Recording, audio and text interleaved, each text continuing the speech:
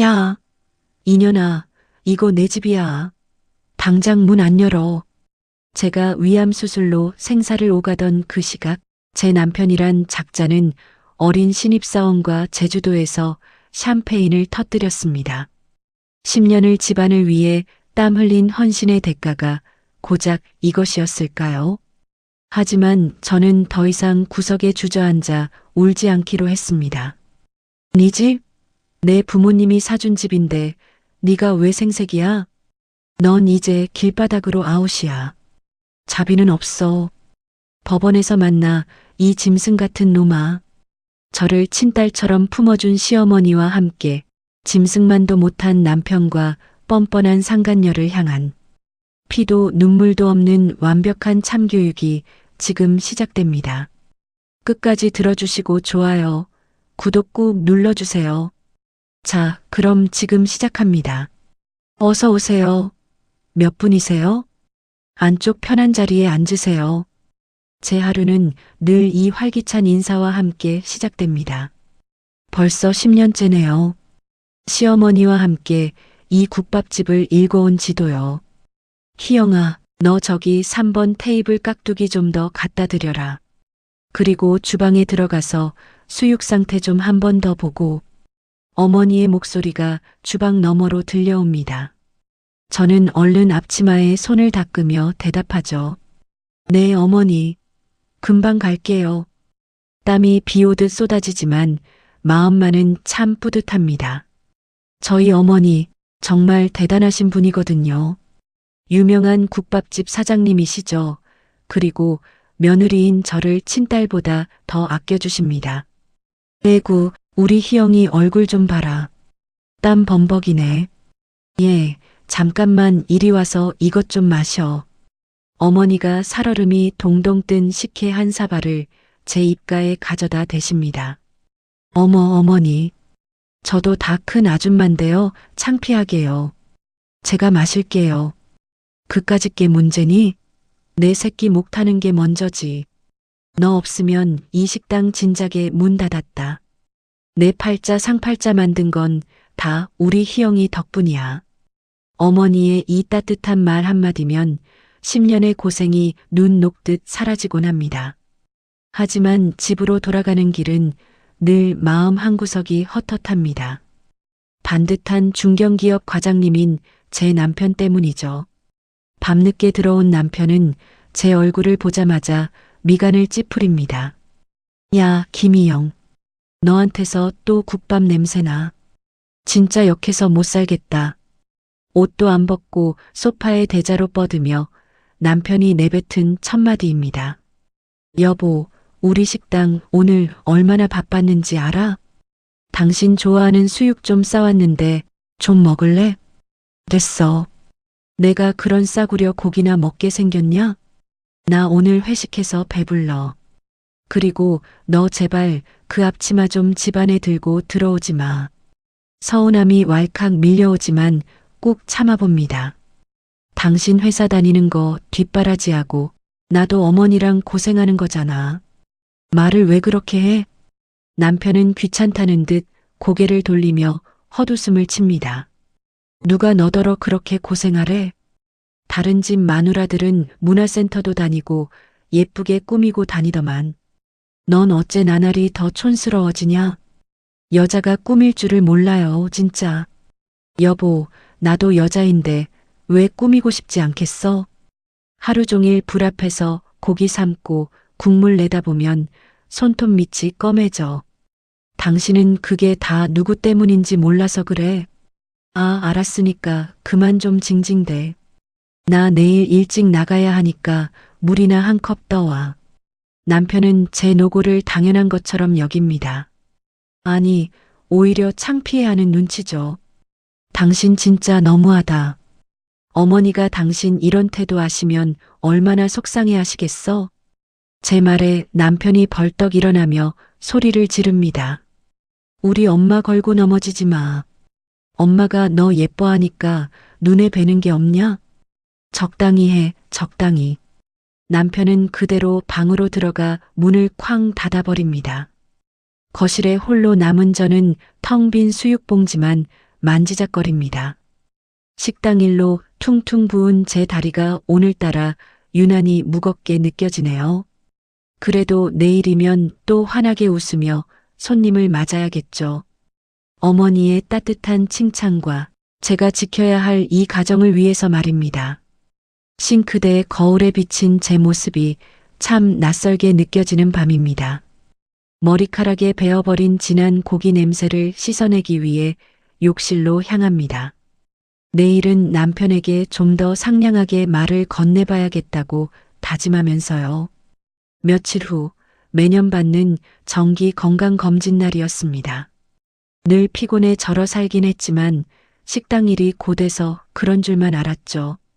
그런데 의사 선생님의 입에서 나온 단어는 제 귀를 의심하게 만들었습니다. 위암 초기입니다. 네, 수술을 서두르시는 게 좋겠습니다. 선생님, 제가 암이라고요? 그래도 초기에 발견해서 천만다행입니다. 눈앞이 하얗게 전멸했습니다. 10년 동안 뜨거운 불기둥 앞에서 땀 흘려 일한 대가가 고작 이거였나 싶었죠.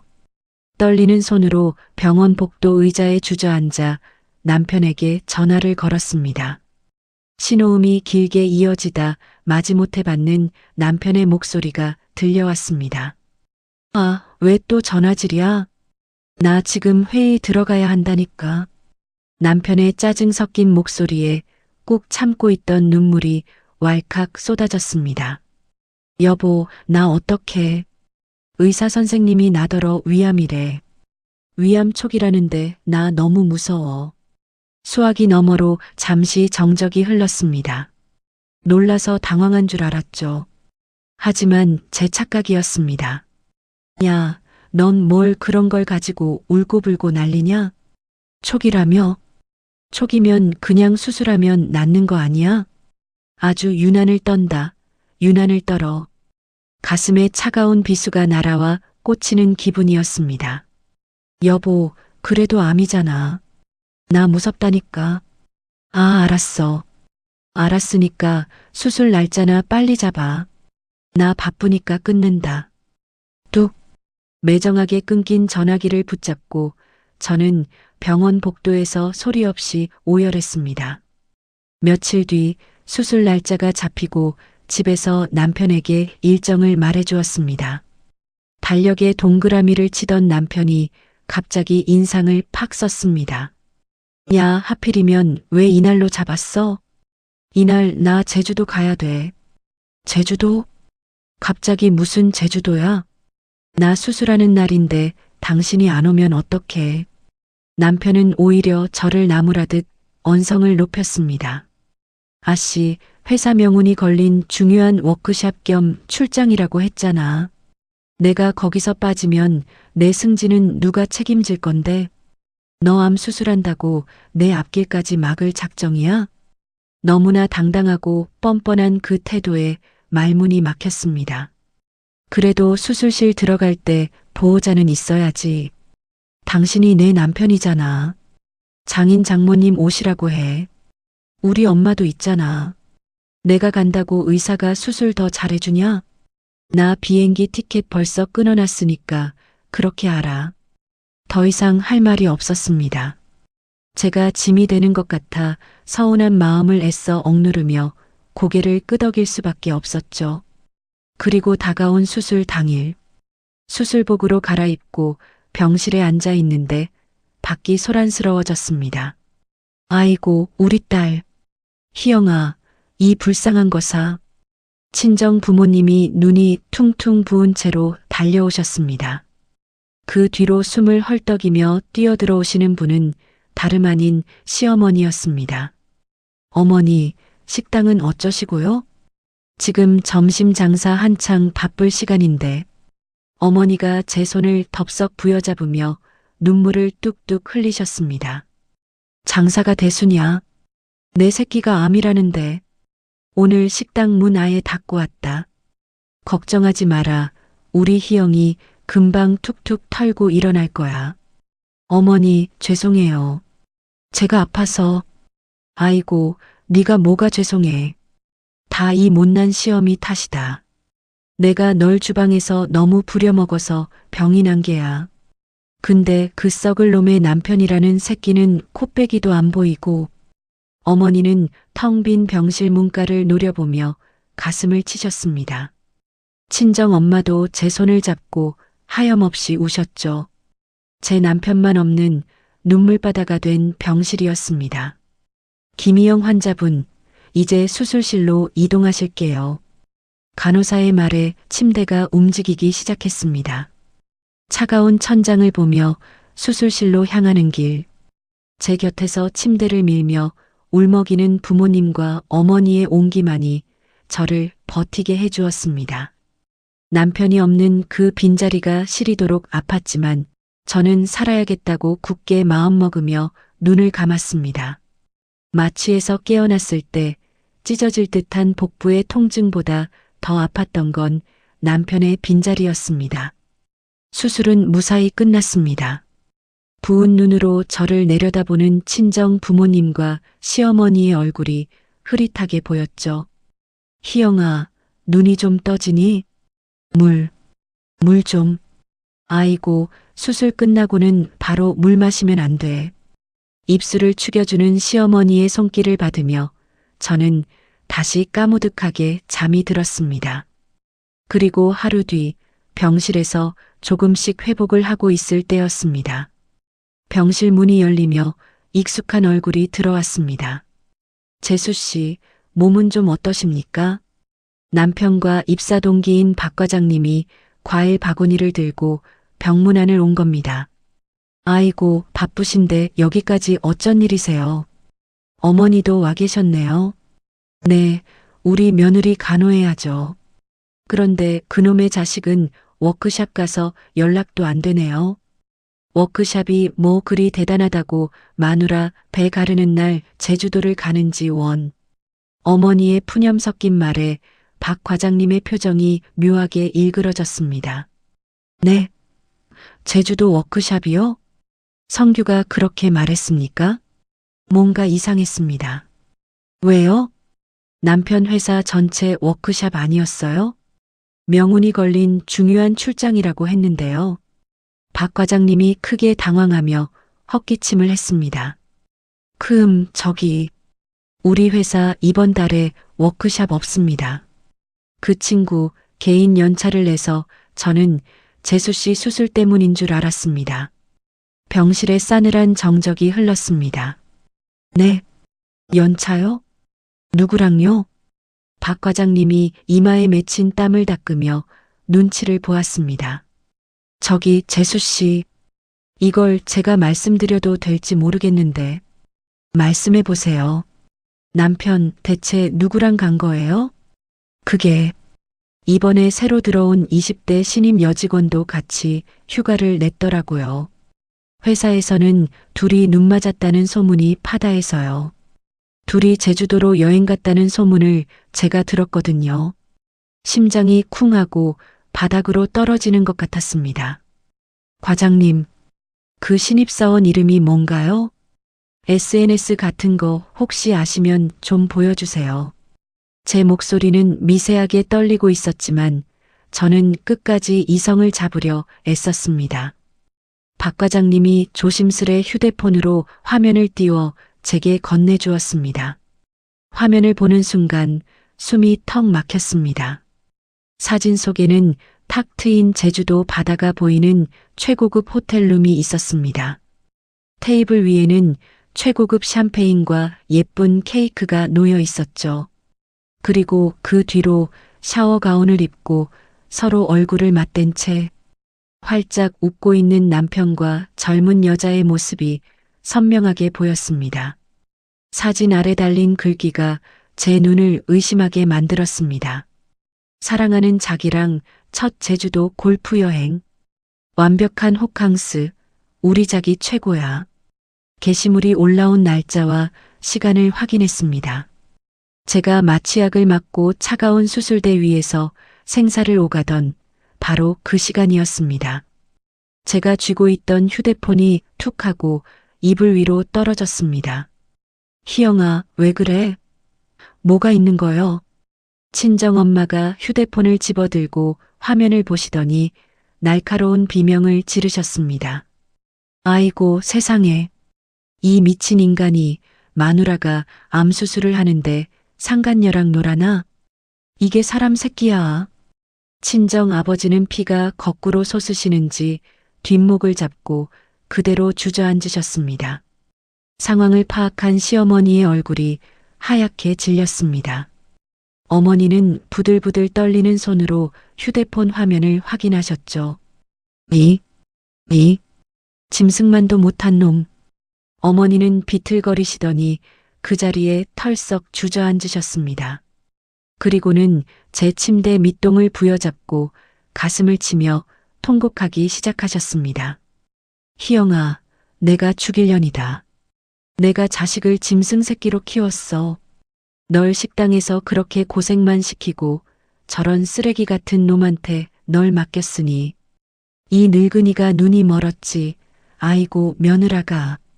어머니는 차가운 병실 바닥에 이마를 찌으며 석고대죄를 하듯 오열하셨습니다. 사돈어른, 제가 죽을 죄를 졌습니다. 제가 저 짐승 새끼 대신 천벌을 받겠습니다. 친정 부모님도 시어머니도 그리고 저도. 병실 안에 모두가 미친 듯이 울부짖었습니다. 아직 회복이 안 돼서 배가 터질 것처럼 아파왔지만 갈기갈기 찢겨나가는 제 마음의 고통 앞에서는 아무것도 아니었습니다. 남편을 향한 제 10년의 헌신이 조각조각 부서져 내리는 순간이었습니다. 한참을 오열하던 병실에는 어느새 무거운 정적만이 남았습니다. 더 이상 흘릴 눈물도 말라버렸죠. 바닥에 주저앉아 가슴을 치시던 시어머니가 비틀거리며 일어나셨습니다. 그리고 제 두 손을 꽉 부여잡으셨죠. 희영아, 내 어머니, 내 아들놈은 이제 죽은 자식이다. 어머니, 내 마음대로 다 해라. 그 썩을 놈한테서 내 목 하나 남김없이 다 챙겨서 나와. 이 늙은이가 내 가장 든든한 증인이 되어주마. 어머니의 단호한 목소리에 저는 입술을 꽉 깨물었습니다. 감사해요, 어머니. 저 바보처럼 당하고만 있지 않을 거예요. 친정 부모님도 제 결심에 고개를 끄덕이셨습니다. 그래, 우리 딸. 내 명의로 된 그 집부터 당장 처분해버려라. 우리 딸 피눈물 흘리게 한 놈, 그 집에 단 1초도 발 못 들이게 할 거다. 그리고 퇴원하는 날, 저는 뒤도 돌아보지 않고 곧장 단지 앞 부동산으로 향했습니다. 친정 부모님이 제 결혼 선물로 무리해서 마련해 주셨던 오롯이 제 명의로 된 아파트였죠. 부동산 사장님이 저를 보며 화들짝 놀라셨습니다. 아이고, 희영 씨. 수술하셨다더니 벌써 나오셨어요? 네, 사장님. 저희 집 지금 당장 급매로 내놓아 주세요. 사장님은 컴퓨터 모니터를 보며 고개를 갸웃거리셨습니다. 지금 시세가 얼만데 급매로요? 조금만 기다리면 제값 톡톡히 받고 팔 수 있는데 왜 이렇게 서두르세요? 저는 흔들림 없이 단호하게 대답했습니다. 시세보다 1,000만 원, 아니 2,000만 원 싸게 내놓아도 좋습니다. 무조건 오늘 내로 당장 계약할 수 있게 해주세요. 아니, 무슨 급전이 필요하셔서.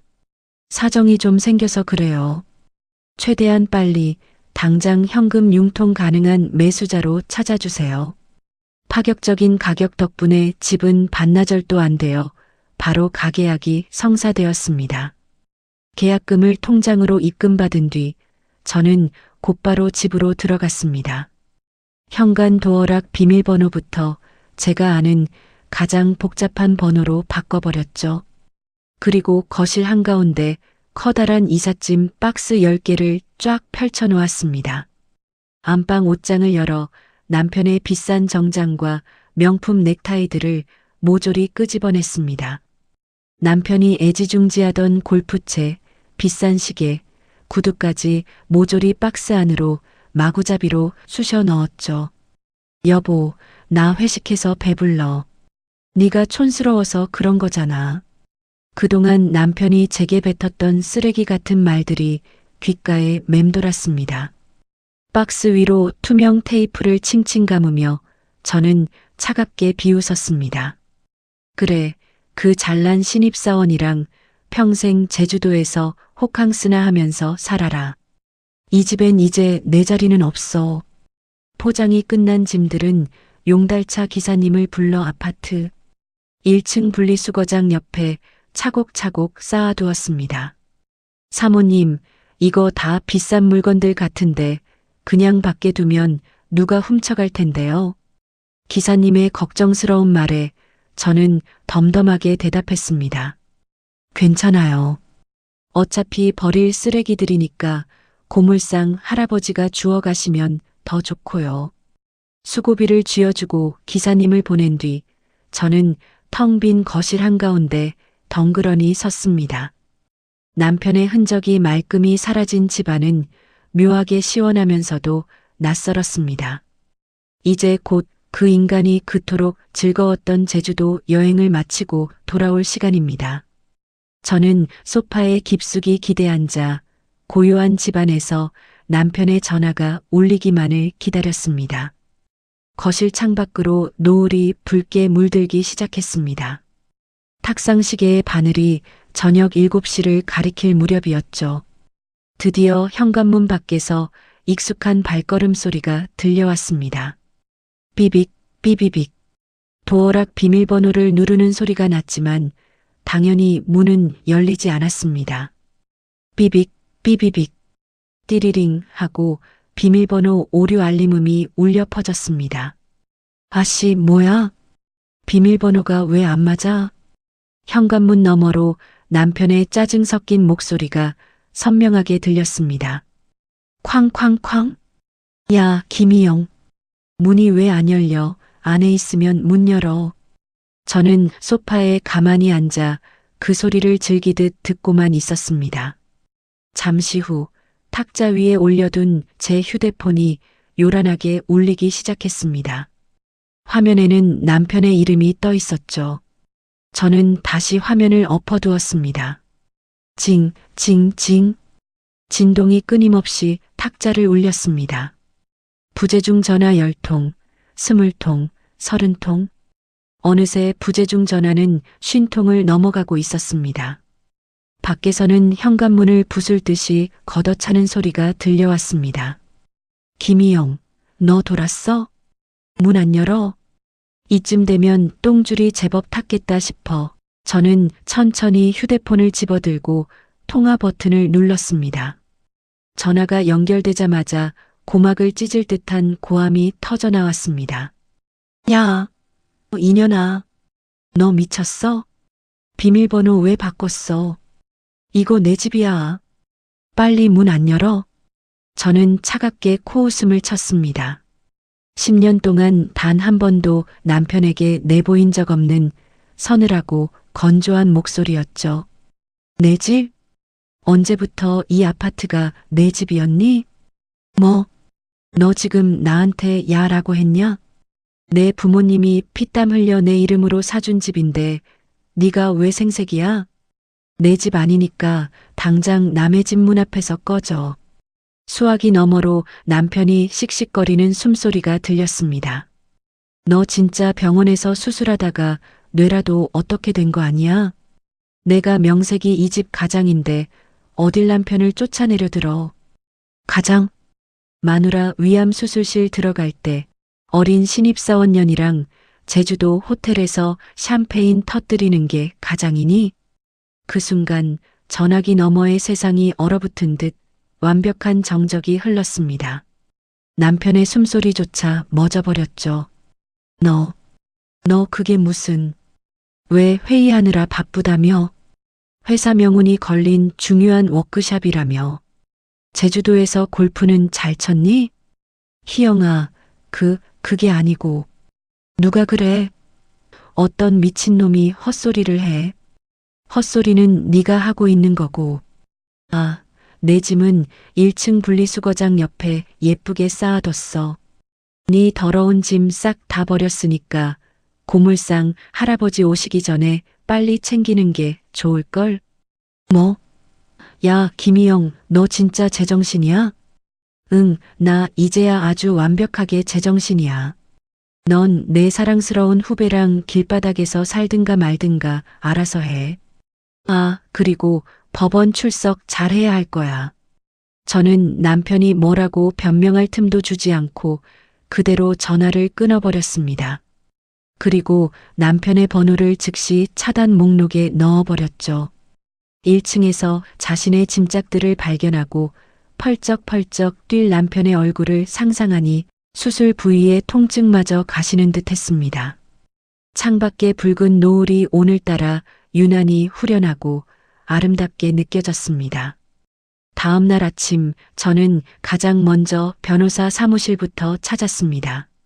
집을 판 돈의 일부로 가장 독하고 유능하다는 이혼 전문 변호사를 선임했죠. 그리고 남편의 회사로 두툼한 내용 증명 한 통을 보냈습니다. 수신인은 남편과 그 어린 신입사원, 그리고 참조인으로는 회사 인사팀장을 적어 넣었습니다. 내용은 아주 간단 명료하면서도 치명적이었습니다. 본처가 위암 수술로 생사를 오가는 그 시간, 두 사람이 제주도로 불륜 여행을 떠났다는 사실, 그리고 그에 따른 위자료 청구 소송이 시작되었다는 통보였죠. 물론 SNS에서 캡처해둔 그 끔찍한 샴페인 사진도 컬러로 선명하게 뽑아 증거 자료로 첨부했습니다. 서류가 회사에 도착했을 즈음 제 휴대폰이 요란하게 울렸습니다. 저번 병실에 찾아왔던 남편의 동기 박 과장님이었습니다. 재수 씨, 지금 회사 아주 발칵 뒤집혔습니다. 수화기 너머로 들려오는 박 과장님의 목소리는 한껏 상기되어 있었습니다. 아, 서류가 무사히 도착했나 보네요. 과장님, 시끄럽게 만들어서 정말 죄송해요. 아닙니다. 죄송하긴요. 저런 인간 말종들은 아주 회사에서 뿌리를 뽑아야죠. 지금 인사팀에서 두 사람 다 긴급 호출해서 불려 올라갔습니다. 복도에서 아주 둘이 쌍욕을 하면서 싸우고 난리도 아니었어요. 그 신임 여직원이 글쎄 남편 멱살을 잡고 소리를 지르더라고요. 자기한테 곧 이혼할 거라고, 아파트도 자기 명의라고 뻥쳤잖아. 이 사기꾼 새끼야, 내 인생 물어내. 이러면서 아주 복도가 떠나가라 악을 썼습니다. 남편의 뻔한 거짓말에 실소가 터져 나왔습니다. 마누라 명예집에서 맨몸으로 쫓겨난 주제에 밖에서는 자상가 행세를 했던 모양이네요. 그래서 남편은 뭐라던가요? 아휴, 꼴도 보기 싫었습니다. 얼굴이 빨개져서는 사람들이 본다고 그 여직원 입을 틀어막으려고 하더라고요. 그러다가 여직원한테 핸드백으로 뺨까지 후려 맞았습니다. 여직원이 엉엉 울면서 당장 헤어지자고, 너 같은 빈털터리 쓰레기인 줄 알았으면 시작도 안 했다고 침을 뱉고 나가버렸어요. 남편 그 자식, 지금 인사팀장실에서 무릎 꿇고 싹싹 빌고 난리 났습니다. 근데 워낙 죄질이 더러워서 권고사직으로 끝나지 않을 것 같아요. 당장 오늘자로 해고감이죠. 박 과장님의 생생한 중계방송을 듣고 있으니 10년 동안 묵은 체증이 뻥 뚫리는 것 같았습니다. 과장님, 알려주셔서 정말 고맙습니다. 전화를 끊고 나니 창밖으로 불어오는 바람이 그렇게 시원할 수가 없었습니다. 그리고 얼마 지나지 않아 전화가 걸려왔습니다. 예상대로 전화를 받자마자 남편의 울음 섞인 다급한 목소리가 들려왔습니다. 희영아, 여보, 제발 나 좀 살려주라.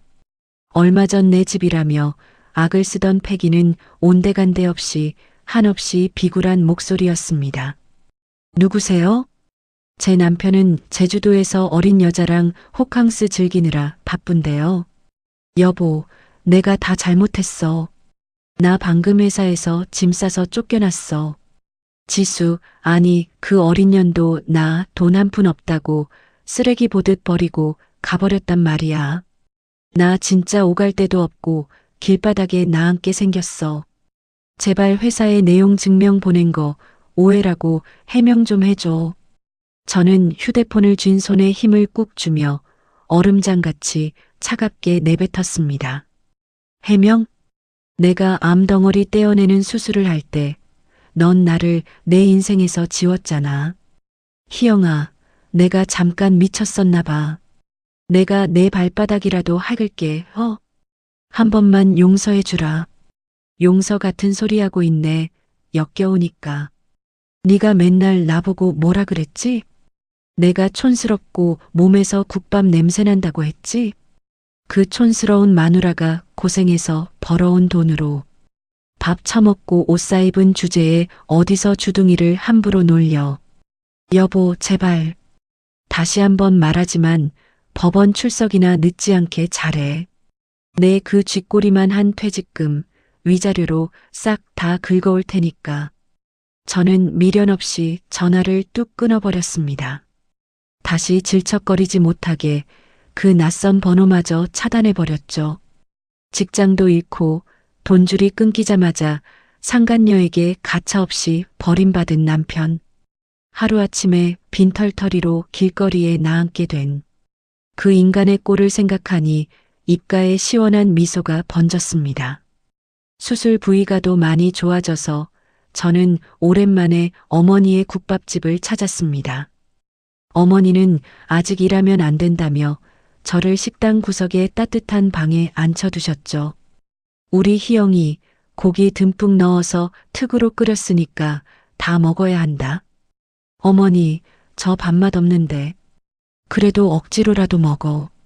네가 기운을 차려야 그 썩을 놈 죗값을 똑똑히 받아내지.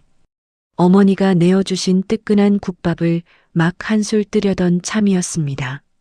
드르륵 하고 요란하게 식당 미닫이 문이 열리는 소리가 났습니다. 어서 오세. 인사를 하려던 종업원 아주머니의 목소리가 뚝 끊겼습니다. 엄마, 나 좀 살려줘. 익숙하고도 찌질한 목소리, 바로 제 남편이었습니다. 저는 숟가락을 내려놓고 소리가 나는 쪽으로 고개를 돌려 내다보았습니다. 며칠 전만 해도 번듯한 양복을 빼입고 떵떵거리던 그 인간이 아니었죠. 머리는 떡이 져 있고 옷은 구겨질 대로 구겨진 노숙자 꼴이었습니다. 손에는 제가 아파트 1층에 내다버렸던 짐가방 하나가 덜렁 들려 있었습니다. 어머니는 들고 있던 행주를 바닥에 내동댕이 치셨습니다. 내 놈 새끼가 여기가 어디라고 기어들어와. 당장 안 나가? 남편은 어머니의 바지춤을 부여잡고 무릎을 꿇었습니다. 엄마, 나 진짜 갈 데가 없어. 희영이가 집 비밀번호 다 바꾸고 나 쫓아냈단 말이야. 나 회사에서도 잘렸어. 엄마가 희영이한테 말 좀 잘해줘. 내가 한 번만 실수한 거라고 용서해달라고 제발. 남편의 뻔뻔한 핑계에 어머니의 얼굴이 불그락푸르락 달아올랐습니다. 어머니는 주방 쪽으로 성큼성큼 걸어가시더니 굵은 소금이 가득 담긴 바가지를 들고 나오셨습니다. 그리고는 남편의 얼굴을 향해 소금을 확 뿌려버리셨습니다. 아, 엄마, 내 눈. 눈이 따갑든 말든 그게 대수냐. 이 짐승만도 못한 놈아. 촥.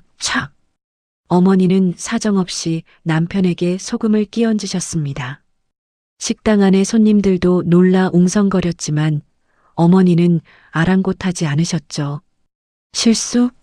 마누라가 암에 걸려 생사를 오고 가는데 딴 년이랑 놀아난 게 실수야? 내가 널 그렇게 사람 구실 못하는 호로자식으로 키웠더냐? 엄마, 그래도 내가 엄마 핏줄이잖아. 나 당장 오늘 밤 잘 데도 없어. 나 좀 살려줘. 시끄럽다. 내 며느리는 내 평생 하나뿐인 딸자식이지만 넌 이제 내 아들 아니다. 어머니의 단호한 호통이 식당 안에 쩌렁쩌렁 울려 퍼졌습니다. 남편은 소금을 뒤집어 쓴 채 눈물 콧물을 흘리며 바닥에 엎드렸습니다. 엄마, 나 돈 한 푼도 없어. 그 어린 년이 내 돈 다 뜯어가고 나버렸단 말이야. 그 찌질한 변명을 듣고 있던 저는 더 이상 참지 못하고 걸어 나갔습니다. 어디서 쓰레기가 남의 식당 와서 소란을 피워?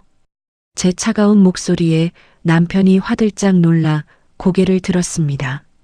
희영아, 여보, 네가 여기 웬일이야? 몸은 좀 어때?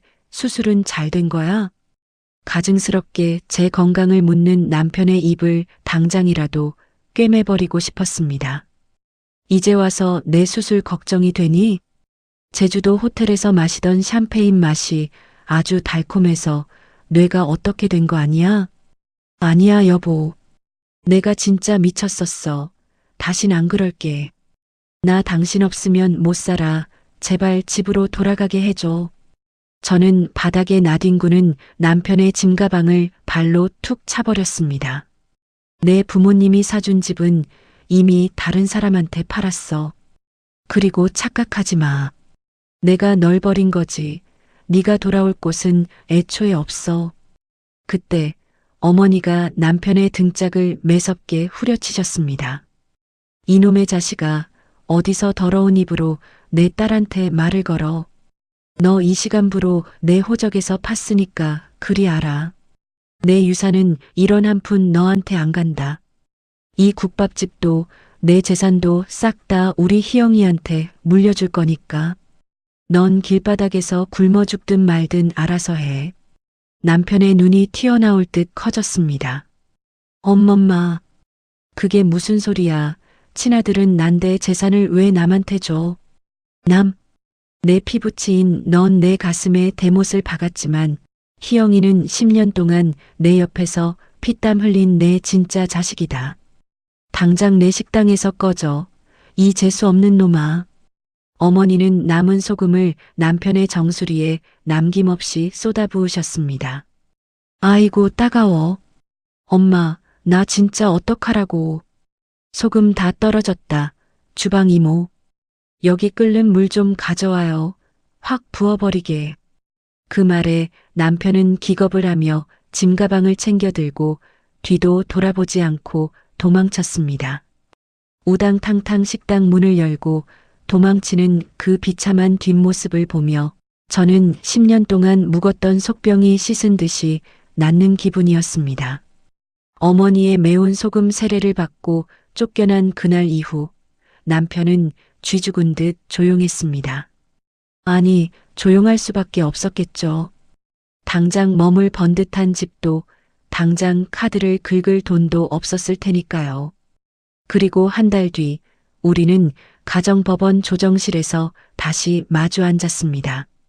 문을 열고 들어오는 남편의 몰골은 그야말로 처참했습니다. 머리부터 발끝까지 명품 정장만 고집하던 그 잘난 인간이 아니었죠. 무릎이 다 늘어난 회색 트레이닝복 차림에 얼굴엔 수염이 덥룩하게 자라 있었습니다. 여보. 남편이 기어들어가는 목소리로 저를 불렀습니다. 저는 싸늘한 눈빛으로 그를 쳐다보며 짧게 대답했습니다.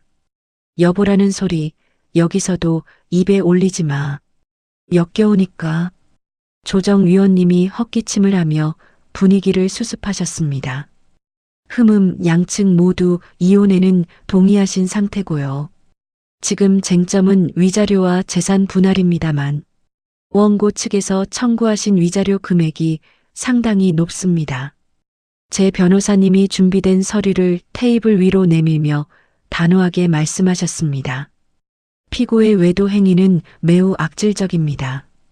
원고가 위암 수술로 생사를 오가는 그 끔찍한 순간에 상간녀와 여행을 즐겼습니다.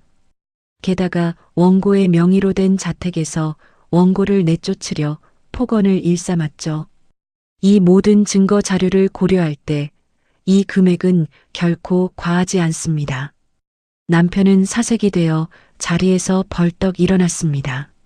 아니, 위원님, 저 지금 백수입니다. 회사에서도 불명예스럽게 잘리고 퇴직금도. 그 상간녀. 아니, 그 미친 기집애가 사기쳐서 다 뜯어갔다고요. 저한테 무슨 돈이 있어서 이 거액을 줍니까? 이건 말도 안 됩니다. 남편의 구차한 변명에 저는 참았던 헛웃음을 터뜨렸습니다. 돈이 왜 없어?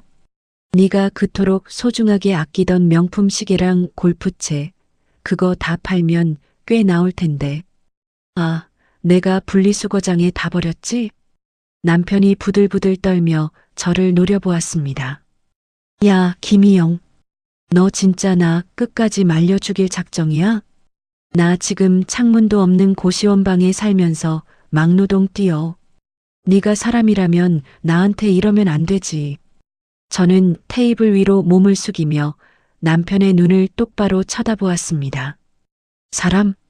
사람이라면 아내가 암 선고받고 무서워서 올 때 귀찮다고 전화 끊진 않지. 사람이라면 아내 수술하는 날 어린 여자랑 제주도 가서 샴페인 터뜨리진 않지. 네가 먼저 사람이길 포기해놓고 어디서 얄팍한 동정심을 유발해? 제 섯을 펄언 일갈에 남편은 꿀먹은 벙어리가 되었습니다. 조정위원님조차 혀를 쯧쯧하며 남편을 한심하게 쳐다보셨죠. 피고, 변명은 법정에서 통하지 않습니다. 게다가 원고는 상간녀를 상대로 한 소송도 별도로 진행 중이시군요. 제가 고개를 끄덕이며 대답했습니다. 네, 그 여자한테도 끝까지 법적 책임 물을 겁니다. 남편은 다시 무릎을 꿇을 기세로 제게 매달렸습니다. 희영아, 제발 금액 좀 깎아줘. 내가 평생 일해서 갚을게. 나 파산하게 생겼단 말이야. 저는 자리에서 천천히 일어나며 옷매무새를 다듬었습니다. 파산하든 말든 내 알 바 아니야. 신체 포기 각서를 쓰든 평생 막노동을 하든 내 위자료는 1원 한 푼 안 빼놓고 다 받아낼 거니까. 변호사님, 저희는 여기까지 하시죠. 저 인간이랑 더는 같은 공기 마시기도 역겹네요. 저는 남편을 벌레 보듯 한번 쓱 훑어보고는 미련 없이 조정실 문을 나섰습니다. 뒤에서 남편이 머리를 쥐어뜯으며 절규하는 소리가 법원 복도를 쩌렁쩌렁 울렸습니다. 그 비참한 비명소리가 제겐 그 어떤 음악보다 통쾌하게 들려왔습니다. 법원에서의 통쾌한 만남 이후 며칠이 지났습니다. 친정집 거실 소파에 앉아 따뜻한 차를 마시며 여유를 즐기고 있었죠. 그때 제 휴대폰이 또다시 낯선 번호를 화면에 띄우며 울렸습니다. 남편의 번호는 아니었습니다. 받을까 말까 고민하다가 조용히 통화 버튼을 눌렀습니다. 여보세요. 수화기 너머로 젊은 여자의 떨리는 목소리가 들려왔습니다. 저기, 혹시 김희영 씨 맞으신가요? 네, 맞는데요. 누구시죠? 저, 이지수라고 합니다. 그 이름을 듣는 순간 차를 쥐고 있던 제 손에 꾹 힘이 들어갔습니다. 바로 제 남편과 제주도에서 샴페인을 터뜨리던 그 어린 신입사원이었으니까요. 아, 상간녀 소송 피고인이시군요. 제게 직접 전화할 배짱도 있으시고 대단하네요. 제 비아냥거림에 여자는 다급하게 울먹이기 시작했습니다. 사모님, 제발 한 번만 용서해 주세요. 저 진짜 억울해요. 그 인간이 곧 이혼할 거라고, 아파트도 자기 명의라고 다 거짓말했다고요. 사모님이 위암 수술하시는 줄은 꿈에도 몰랐어요. 저는 헛웃음을 픽 터뜨렸습니다. 몰랐다고요? 같은 회사 동기들도 다 아는 사실을 그쪽만 몰랐다는 게 말이 되나요? 그리고 설령 몰랐다 쳐도 남의 남편이랑 놀아난 게 자랑은 아니잖아요. 진짜예요, 사모님. 저 그 미친 인간한테 완벽하게 속은 피해자라고요. 회사에서도 불명예스럽게 잘리고 이 바닥에 소문이 다 퍼져서 재취업도 못하고 있어요. 위자료 낼 돈도 없는데 제발 소송 좀 취하해 주시면 안 될까요? 뻔뻔함의 극치를 달리는 여자의 변명에 제 목소리는 더욱 차가워졌습니다. 피해자 타령은 법원 가서 판사님한테 하시고요. 당신이 내 수술 시간에 올렸던 그 잘난 호캉스 사진, 내 눈으로 똑똑히 봤어요. 내 인생을 시궁창에 쳐넣어 놓고 이제 와서 선처? 꿈도 꾸지 마세요. 여자는 이제 목 놓아 울며 찌질하게 매달렸습니다. 사모님, 저 그 거지 같은 인간 벌써 뻥 차버렸어요. 돈 한 푼 없으면서 맨날 제 자취방 앞까지 찾아와서 매달리는 거, 제가 경찰에 스토커로 신고까지 했다고요. 저도 똥 밟은 셈 칠 테니까 제발 한 번만 살려주세요. 네. 남편의 처참한 근황을 상간녀의 입으로 전해 들으니 기가 막힐 노릇이었습니다. 어린 여자한테 돈으로 허세를 부리다 빈털터리가 되니 이제는 스토커 취급까지 받으며 버려진 꼴이라니요. 당신들이 똥을 밟든 지지고 볶든 나랑은 아무 상관없는 일이에요. 그리고 그 더러운 인간 버렸다고 해서 당신 죄가 없어지는 것도 아니고요. 젊고 예쁘시니까 알아서 돈 구해서 내 위자료나 똑바로 입금하세요. 사모님, 저 진짜 한강 가서 죽어버릴 거예요. 마음대로 하세요. 대신 위자료는 1원 한 푼 남김없이 다 갚고 죽으시고요. 저는 망설임 없이 전화를 뚝 끊어버렸습니다. 얄팍한 동정심 따위는 눈곱만큼도 들지 않았습니다. 자신들의 쾌락을 위해 한 사람의 생명과 가정을 기만했던 자들이 치러야 할 당연한 대가니까요. 그리고 몇 주 뒤 길고 길었던 법정 싸움이 마침내 완벽한 승리로 끝이 났습니다. 이혼은 깔끔하게 성립되었고 남편과 상간녀 모두에게 최고액의 위자료 판결이 내려졌죠. 판결문이 나온 지 얼마 지나지 않아 제 통장으로 거액의 돈이 입금되었습니다.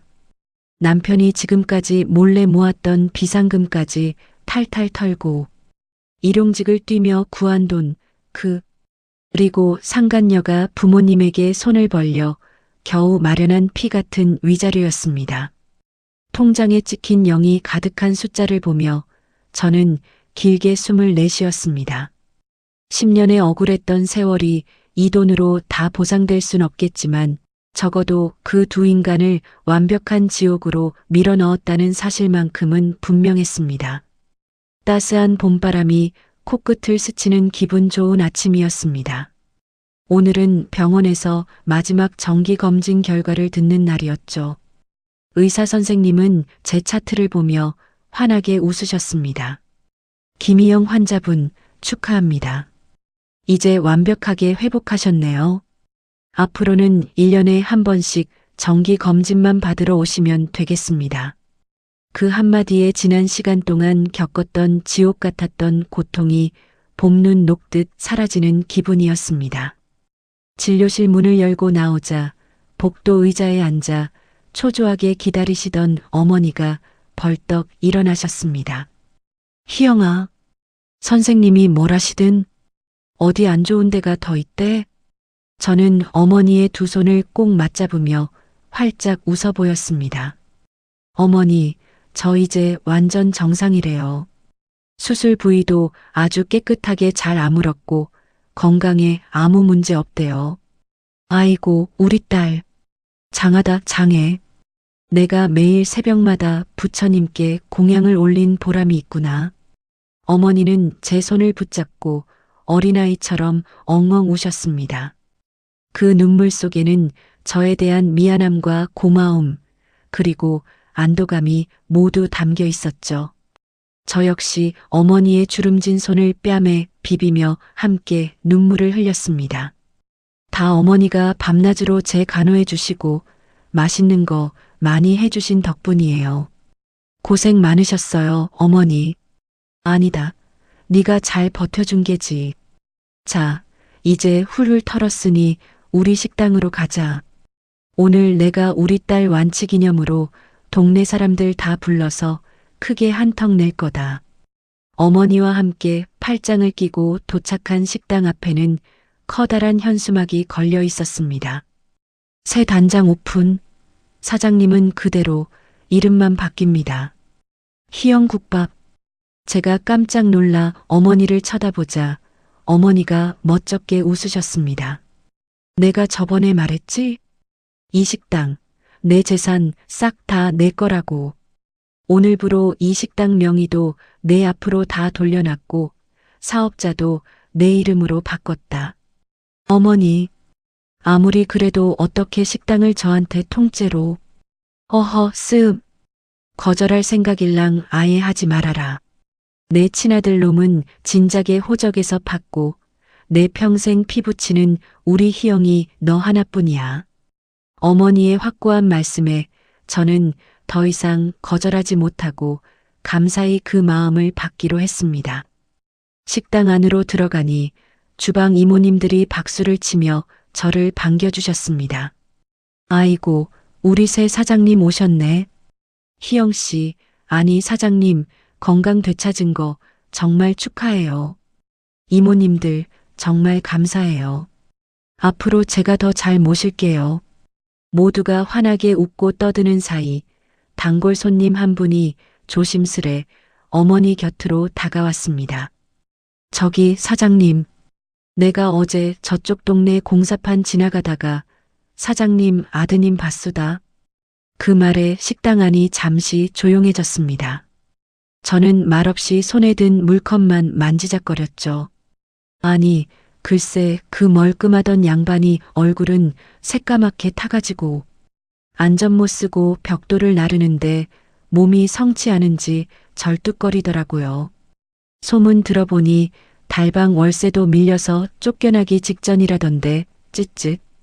어머니는 표정 하나 변하지 않고 단호하게 대답하셨습니다. 아이고, 그 집 아들이 누군지 몰라도 참 안 됐네요.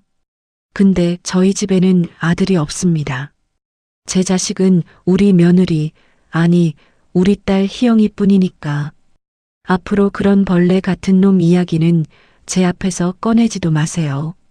손님은 머쓱한 듯 고개를 끄덕이며 자리로 돌아갔습니다. 저 역시 남편의 비참한 근황을 듣고도 아무런 감정이 들지 않았습니다. 동정심조차 아까운 완벽한 타인일 뿐이니까요. 그날 저녁 식당 문을 일찍 닫고 친정 부모님을 모셔와 성대한 파티를 열었습니다. 최고급 한우를 굽고 어머니가 아끼시던 인삼주도 한 병 땄죠. 우리 사돈어른, 아니 형님, 우리 희영이 잘 낫게 해주셔서 제가 정말 평생 은혜를 잊지 않겠습니다. 친정 아버지가 어머니께 술잔을 올리며 눈물을 글썽이셨습니다. 어머니도 활짝 웃으며 잔을 부딪히셨죠. 아이고 동생, 그런 소리 마소. 내가 우리 딸한테 평생 갚아도 모자랄 빚을 졌는데 우리 희영이 이제 꽃길만 걷게 해줄 테니 걱정 푹 놓으시게. 잔이 부딪히는 경쾌한 소리와 함께 웃음꽃이 만발했습니다. 저는 조용히 자리에서 일어나 밖으로 나왔습니다. 시원한 밤 공기를 깊게 들이마시니 가슴속까지 맑아지는 기분이었습니다. 10년 전 철없이 남편 하나만 믿고 시작했던 결혼 생활. 시궁창 같은 배신과 암성고라는 절망의 늪에서 허우적대던 날들도 있었습니다. 하지만 저는 울며 주저앉는 대신 썩은 부위를 도려내고 제 손으로 새로운 삶을 쟁취했습니다. 이제 제게는 든든한 친정 부모님과 저를 친딸보다 사랑해 주시는 천사 같은 시어머니, 그리고 제 이름 세 글자가 당당히 박힌 번듯한 식당과 거액의 위자료로 채워진 두둑한 통장이 남았습니다. 가장 어두웠던 터널을 지나 마침내 저는 완벽하고 눈부신 해피엔딩의 주인공이 되었습니다. 밤하늘에 반짝이는 별들을 올려다보며 저는 다가올 찬란한 내일을 향해 환하게 미소 지었습니다. 여러분, 제 이야기는 여기까지입니다. 참 길고도 험난했던 시간이었죠.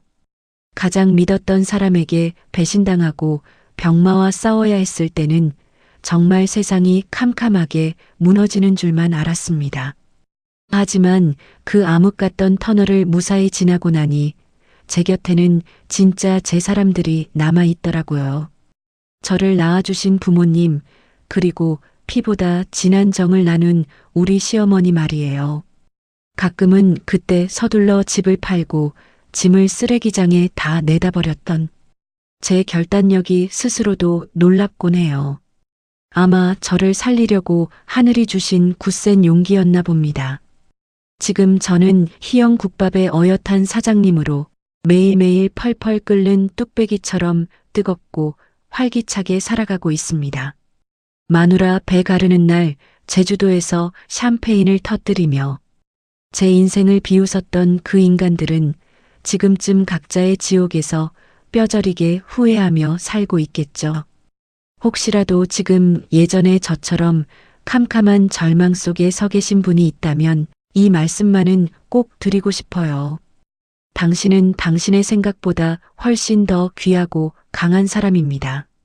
가치 없는 사람 때문에 울며 주저앉지 마시고 당신을 갉아먹는 썩은 인연은 과감하게 잘라내버리세요. 그 빈자리에 반드시 더 크고 찬란한 새봄꽃이 피어날 테니까요. 지금까지 제 긴 사연을 함께 해주시고 들어주셔서 정말 감사합니다. 모두들 늘 건강하시고 눈부시게 행복하세요.